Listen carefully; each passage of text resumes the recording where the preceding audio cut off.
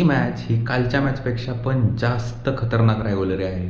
कारण यांच्यामध्ये हिस्ट्री खूप जास्त आहे. असं झालं होतं की गॅस्टेकाच्या स्टेडियममध्ये मेक्सिकोमध्ये 1986मध्ये मॅराडोनाने इंग्लंडसमोर खेळताना सेमीफायनलमध्ये एक हँड ऑफ द गॉड गोल मारला होता, जो हाताने त्याने गोल आत ढकलला होता आणि एक गोल ऑफ द सेंचुरी मारला होता, जो त्याने एकदम छान गोल केला होता.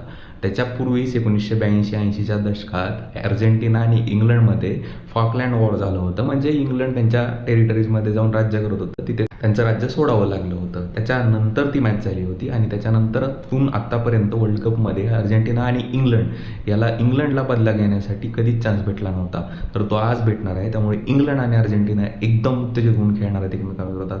तसंच अर्जेंटिनाचा फॉर्म बघितला तर मॅचेस इतक्या टाईट होत आहेत त्यांच्या, लास्ट मिनिटमध्ये जाऊन विनिंग करत आहेत ते, आणि इंग्लंड पण खूप सारं स्ट्रगल करून इथपर्यंत आलेले.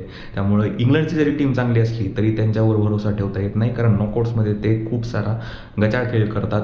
आणि अर्जेंटिना कधी कधी नॉकआउट्समध्ये खूप चांगला खेळ करते आणि ती डिफेंडिंग वर्ल्ड चॅम्पियन आहे. त्यामुळे ही मॅच कालच्या मॅचपेक्षा पण जास्त चुरशीची होईल आणि काल जशी बोर मॅच झाली तशी नाही होणार. यामध्ये गोल होतील आणि एकमेकांच्या विरोधात खूप सारे धावपेच होतील. तर आज ही मॅच बघायला 12:30 वाजता विसरू नका.